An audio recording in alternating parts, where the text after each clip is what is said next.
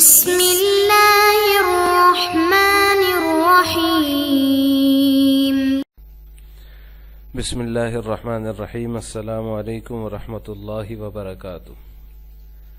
آج آثار السنن کا 36واں سبق ہے اور اس سبق میں ہم پڑھیں گے باب ما جاء فی البول قائما، ان روایات کے بارے میں جو کھڑے ہو کر پیشاب کرنے کے حوالے سے وارد ہوئی ہیں۔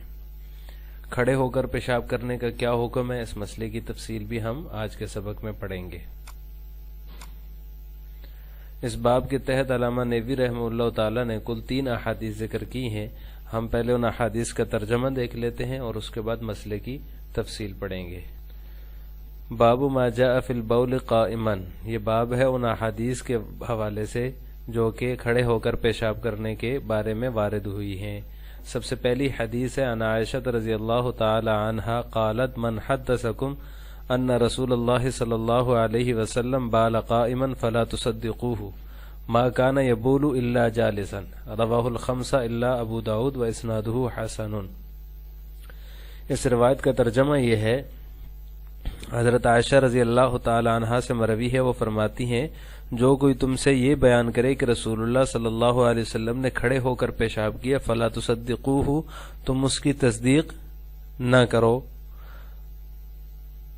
ما کان یبول الا جالسا، آپ صلی اللہ علیہ وسلم تو بیٹھ کر ہی پیشاب کیا کرتے تھے۔ رواہ الخمسہ الا ابو داود، ابو داود کے علاوہ اصحاب خمسہ نے اس کو روایت کیا ہے، واسنادہ حسن، اور اس کی سند حسن درجے کی ہے۔ دوسری روایت ہے وان حذیفہ رضی اللہ تعالی عنہ قال اتى النبی صلی اللہ علیہ وسلم سباتة قوم فبال قائما ثم دعا بماء فجئته بماء فتوضأ، رواہ الجماعہ۔ حضرت حذیفہ رضی اللہ تعالی عنہ سے مروی ہے، وہ فرماتے ہیں کہ نبی کریم صلی اللہ علیہ وسلم قوم کے ایک کوڑا کرکٹ کے ڈھیر کے پاس آئے۔ اتى النبی صلی اللہ علیہ وسلم، آپ صلی اللہ علیہ وسلم تشریف لائے، سباتة قوم، قوم کے کوڑا کرکٹ کا جو ڈھیر تھا اس کے بعد فبال قائما، تو آپ صلی اللہ علیہ وسلم نے کھڑے ہو کر پیشاب فرمایا۔ ثم دعا بماء، پھر آپ نے پانی منگوایا، فجئته بماء، تو میں آپ کے پاس پانی لایا، فتوضأ، آپ نے وضو فرمایا۔ رواہ الجماعہ، اس کو محدثین کی ایک جماعت نے روایت کیا ہے۔ تیسری حدیث ہے وعن عمر رضی اللہ تعالی عنہ قال ما بلت قائما منذ اسلمت، رواہ البزار وقال الحیثمی رجالہ ثقات۔ حضرت عمر رضی اللہ تعالی عنہ سے مروی ہے، وہ فرماتے ہیں کہ میں نے جب سے اسلام لایا میں نے کبھی بھی کھڑے ہو کر پیشاب نہیں کیا۔ ما بلت قائما، میں نے کبھی بھی کھڑے ہو کر پیشاب نہیں کیا، منذ اسلمت، جب سے میں نے اسلام لایا۔ رواہ البزار، اس کو بزار نے روایت کیا ہے، اور علامہ حیثمی رحمہ اللہ نے فرمایا رجالہ ثقات، اس کے رجال ثقہ ہیں، یعنی اس کے جو راوی ہیں وہ ثقہ ہیں۔ علامہ نیوی رحمہ اللہ تعالی نے اس باب کے تحت یہ 3 احادیث بیان کی ہیں، اور ان میں مسئلہ یہ ہے کہ کھڑے ہو کر پیشاب کرنا جائز ہے یا نہیں۔ اس بارے میں فقہا کا اختلاف ہے۔ جمہور فقہا اور احناف کے نزدیک کھڑے ہو کر پیشاب کرنا مکروہ تنزیہی ہے بلا عذر، یعنی بغیر کسی عذر کے اگر آپ کھڑے ہو کر پیشاب کر رہے ہیں تو اس میں یہ مکروہ ہے، اور مکروہ تنزیہی ہے، مکروہ تحریمی نہیں ہے۔ اور اگر عذر ہے تو عذر کی حالت میں بلا کراہت کھڑے ہو کر پیشاب کرنا جائز ہے۔ جمہور فقہا اور احناف کا یہ مذہب ہے۔ مالکیہ کا مذہب یہ ہے کہ اگر چھینٹے پڑنے کا اندیشہ ہو کپڑوں کے اوپر تو پھر مکروہ ہوگا، اور اگر چھینٹے پڑنے کا اندیشہ نہیں ہے، کسی ایسی جگہ پہ پیشاب کر رہا کھڑے ہو کر جہاں سے چھینٹے کپڑوں پر نہیں پڑتے، تو پھر جائز ہے۔ تیسرا مذہب ہے حنابلہ کا۔ حنابلہ کہتے ہیں کہ بلا کراہت جائز ہے، چاہے چھینٹے پڑنے کا اندیشہ ہو یا نہ ہو، عذر ہو یا نہ ہو، بلا کراہت جائز ہے۔ دلائل میں سب سے پہلے جمہور اور احناف کی دلیل حدیث باب حدیث عائشہ رضی اللہ تعالی عنہا ہے۔ پہلی حدیث جس کا ترجمہ ابھی آپ کے سامنے ہوا کہ حضرت عائشہ فرماتی ہیں کہ تم سے اگر کوئی یہ کہے کہ آپ صلی اللہ علیہ وسلم نے کھڑے ہو کر پیشاب فرمایا تو فلا تصدقوه، تم اس کی تصدیق نہ کرو۔ ما کان یبول الا جالسا، آپ صلی اللہ علیہ وسلم نے تو ہمیشہ بیٹھ کر ہی پیشاب فرمایا ہے۔ یہ تو جو دلیل ہے یہ حالت عذر کی ہے، حالت بغیر عذر کی ہے، اور حالت عذر کی دلیل جو ہے وہ حدیث حذیفہ ہے جو دوسرے نمبر پر ابھی ہم نے آپ کے سامنے پڑھی ہے۔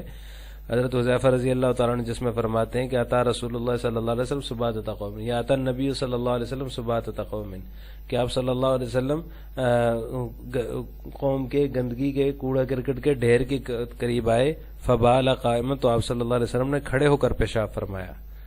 تو یہ حالت عذر کی ہے کہ وہاں چونکہ آپ صلی اللہ علیہ وسلم نے عذر کی وجہ سے کھڑے ہو کر پیشاب فرمایا، تو جمہور اور احناف کی دلیل دونوں قسم کی آپ کے سامنے آ گئیں.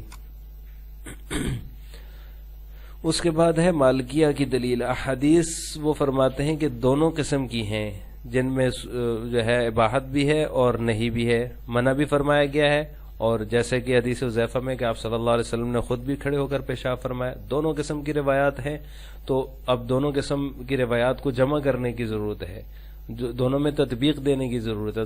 تطبیق کی صورت یہ ہوگی کہ چھینٹ جب پڑنے کا اندیشہ ہو، یہ چھینٹیں پڑ رہے ہوں کپڑوں پر، تو پھر کھڑے ہو کر پیشاب کرنا ناجائز ہوگا. اور اگر چھینٹیں نہیں پڑ رہے، کسی نرم جگہ پہ جب وہ کھڑے ہو کے پیشاب کر رہا ہے تو پیشاب نرم جگہ پہ گر رہا ہے جہاں سے چھینٹیں واپس کپڑوں پر نہیں آ رہے، تو پھر جائز ہوگا. تو دونوں قسم کی احادیث پر عمل ہو جائے گا.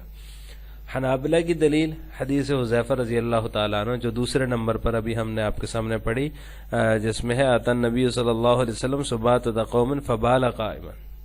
حنابلہ کے نزدیک چونکہ بلا کراہت جائز ہے، تو وہ اس حدیث سے استدلال کرتے ہیں کہ حضرت حذیفہ رضی اللہ تعالیٰ عنہ کی حدیث ہے، انہوں نے فرمایا کہ آپ صلی اللہ علیہ وسلم قوم کے کوڑا کرکٹ کے ڈھیر کے پاس آئے اور آپ نے کھڑے ہو کر پیشاب فرمایا. تو یہ ان کی دلیل ہے کہ اس سے جو ہے بلا کراہت وہ جواز کے لیے استدلال کرتے ہیں. محدثین اور فقہاء نے ان کو مختلف جوابات دیے اس حدیث کے، جو جس میں ہے حضرت حذیفہ کی حدیث کہ آپ صلی اللہ علیہ وسلم نے کھڑے ہو کر پیشاب فرمایا. تو اس کے مختلف جوابات دیے جاتے ہیں. پہلا جواب یہ ہے کہ آپ صلی اللہ علیہ وسلم نے عذر کی وجہ سے ایسا کیا ہے. آپ صلی اللہ علیہ وسلم کو عذر تھا، آپ کے گھٹنے کے اندرونی حصے میں زخم تھا، جس کی وجہ سے آپ صلی اللہ علیہ وسلم کے لیے بیٹھنا دشوار تھا. تو اس وجہ سے آپ صلی اللہ علیہ وسلم نے ایسا کیا، تو لہٰذا وہ حالت عذر کا بیان ہے اس میں. اور دوسرا جواب یہ ہے کہ بیٹھنے کی جگہ مناسب نہیں تھی، ڈھیر تھا، گندگی تھی، تو بیٹھا نہیں جا سکتا تھا، اس وجہ سے آپ صلی اللہ علیہ وسلم نے کھڑے ہو کر پیشاب کیا. نمبر 3 بیان جواز کے لیے ایسا کیا کہ حالت عذر میں آپ ایسا کر سکتے ہیں، یہ جواز ہے اس میں، یہ نہیں کہ اتنی سختی ہو کہ کھڑے ہو کر پیشاب کرنا بالکل ہی حرام ہو. تو بیان جواز کے لیے آپ صلی اللہ علیہ وسلم نے ایسا فرمایا کہ جب عذر ہو، بیٹھنے میں دشواری ہو، جگہ گندی ہو، چھینٹے پڑنے کا اندیشہ ہو، یا کوئی بھی عذر ہو، اس حالت عذر میں آپ کھڑے ہو کر پیشاب کر سکتے ہیں. تو لہٰذا تیسرا جواب یہ ہے کہ یہ بیان جواز کے لیے آپ صلی اللہ علیہ وسلم نے ایسا کیا جس کا حدیث حذیفہ میں بیان ہے. آج کے سبق کا خلاصہ یہ ہوا کہ ہم نے باب ما جاء فی البول قائما کے تحت جو مذکور احادیث ہیں، 3 احادیث ہیں. پہلی حدیث حضرت عائشہ کی ہے، دوسری حضرت حذیفہ کی ہے، اور تیسری حضرت عمر رضی اللہ تعالی عنہم کی ہے. ان تینوں احادیث کا ترجمہ کیا ہے، اور اس کے بعد اس مسئلے کی تفصیل پڑھی ہے کہ کھڑے ہو کر پیشاب کیا جا سکتا ہے یا نہیں، کھڑے ہو کر پیشاب کرنا جائز ہے یا نہیں. احناف اور جمہور فقہا کے نزدیک حالت عذر میں کھڑے ہو کر پیشاب کرنا جائز ہے، اور بغیر عذر کے مکروہ تنزیہی ہے. امام مالک کے ہاں جب چھینٹے پڑنے کا اندیشہ ہو تو جائز ہے کھڑے ہو کر پیشاب کرنا، اور اگر چھینٹے پڑنے کا اندیشہ نہ ہو تو جائز نہیں ہے. اور اسی طرح امام احمد بن حنبل رحمہ اللہ تعالیٰ کے نزدیک بلا کراہت جائز ہے، چاہے چھینٹے پڑنے کا اندیشہ ہو، چاہے حالت عذر ہو، چاہے کوئی بھی صورت ہو، کھڑے ہو کر کوئی پیشاب کرنا چاہے تو بلا کراہت اس کے لیے جائز ہے. آخر میں 2 سوال ہیں آپ سے. نمبر 1، بلا عذر کھڑے ہو کر پیشاب کرنا جائز ہے یا نہیں، اس کا جواب آپ نے کمنٹ باکس میں دینا ہے. اور دوسرا سوال ہے، آپ صلی اللہ علیہ وسلم نے کھڑے ہو کر پیشاب کیوں کیا، جیسا کہ حدیث میں مذکور ہے. جو نمبر 2 حدیث ہم نے آپ کے سامنے پیش کیا حضرت حذیفہ رضی اللہ تعالیٰ عنہ کی، جس میں ہے کہ آپ صلی اللہ علیہ وسلم قوم کے کوڑا کرکٹ کے ڈھیر کے پاس آئے، فبال قائما، تو آپ نے کھڑے ہو کر پیشاب کیا، ثم دعا بماء، پھر آپ نے پانی منگوایا، اور فتوضا، پھر آپ صلی اللہ علیہ وسلم نے اس سے وضو فرمایا. تو آپ صلی اللہ علیہ وسلم نے کھڑے ہو کر پیشاب کیوں کیا، اس کا جواب بھی آپ نے کمنٹ باکس میں دینا ہے. السلام علیکم ورحمۃ اللہ وبرکاتہ.